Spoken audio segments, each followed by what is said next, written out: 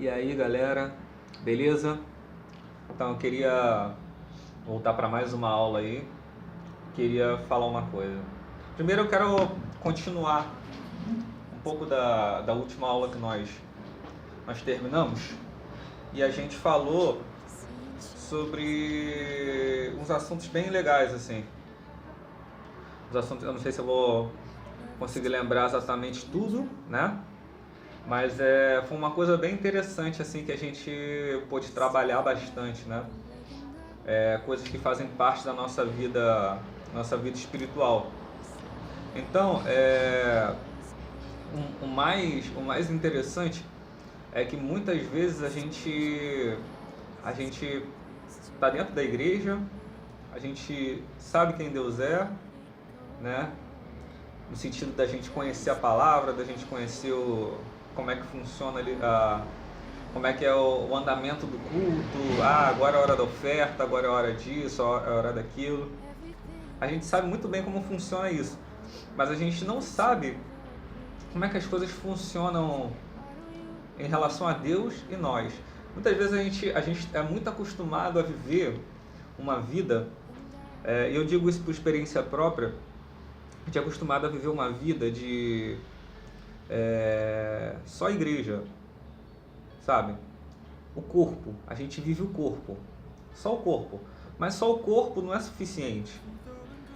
Você não pode viver uma vida inteira aqui na Terra somente, eu sou da igreja, eu conheço a Deus.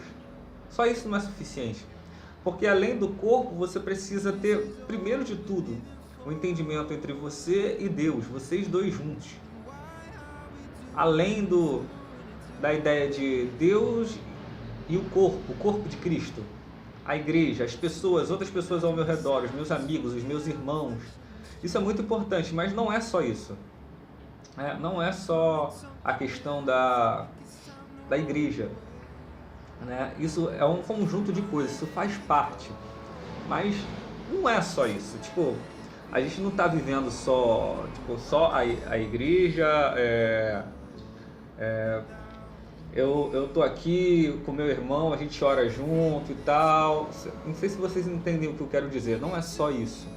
Não é só a igreja em si, né? Tem muita coisa além disso, né? Bom, o principal é isso, é você entender você e Deus. Primeiro você tem que entender. E eu vou dizer uma coisa: entender você e Deus muitas vezes vai além da igreja. Não é uma coisa que você entende indo à igreja. É uma coisa que quando você entende a individualidade de Deus, uma coisa pessoal, você e Deus sozinho, né? Quando você entende, quando você para de generalizar, Deus nos ama e Deus me ama, né?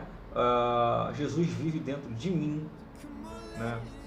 Porque nós olhamos muito no geral, né? O pastor da igreja, o ministro da igreja. É uma coisa muito pessoal. Estou dizendo isso com todo respeito do mundo, não é desrespeito a nenhuma igreja, nada do tipo, não. Mas é porque isso é uma coisa extremamente necessária, entendeu? A gente precisa disso. Precisa ter essa ideia dentro de nós, né? Então eu queria começar aqui com uma coisa muito interessante, que é o seguinte, que a gente fala sobre se entregar para Deus, né? De certa forma, isso é muito falado no nosso meio, muito falado no meio da igreja, né? Se você anotar, o apóstolo Paulo, na carta aos Coríntios, ele fala bem claro sobre o fato de até o nosso corpo ser do Senhor, porque o corpo é para santificação, não é? E o corpo é do Senhor, então, e não para a prostituição, né? Ele fala sobre isso. Então, o interessante é que Paulo fala isso, e ele é o mesmo cara também que fala que o Espírito Santo habita dentro de nós. Nós somos templos do Espírito. Aí ele fala que o corpo é de Deus. Depois ele diz que nós temos a mente de Cristo. Cara, tipo, o que eu estou querendo dizer é o seguinte: Paulo, ele mostrou que tudo que nós somos é de Deus. e nós estamos tentando fazer as coisas serem de Deus. Não, ele já fez isso, ser dele. Se você notar, ó, o corpo é dele, você é o templo dele, ou seja, você por completo no seu interior, seu espírito é de Deus, ele vive lá, a propriedade dele, você foi selado com o espírito, e a sua mente, ele te deu a sua mente, ou seja, nem a sua mente, a sua própria mente pertence totalmente a você, no sentido não de poder sobre você, de te levar como um boneco para você fazer o que ele quer, não é isso. Mas é interessante que talvez você pergunte assim, pô, mas por que eu penso tanta besteira? Por que às vezes eu penso em sexo, eu tenho pensamentos de sexo, eu tenho pensamentos de doença, de miséria, algo não vai dar certo, isso, aquilo. Por que eu penso assim então? É o seguinte, é porque isso não é você de verdade. O seu verdadeiro eu não está pensando nisso. Paulo falou, a ninguém mais conheçais pela carne, nem a Jesus. Mesmo que nós tenhamos conhecido ele em carne, salvo engano, 2 Coríntios 8, né? Ele fala isso para você não conhecer ele, porque nós não somos mais carne, nós somos espírito, né? E o nosso verdadeiro eu, ele pensa como Deus, porque ele é espírito, ele está conectado com Deus. E o espírito humano, ele tem uma capacidade de pensar.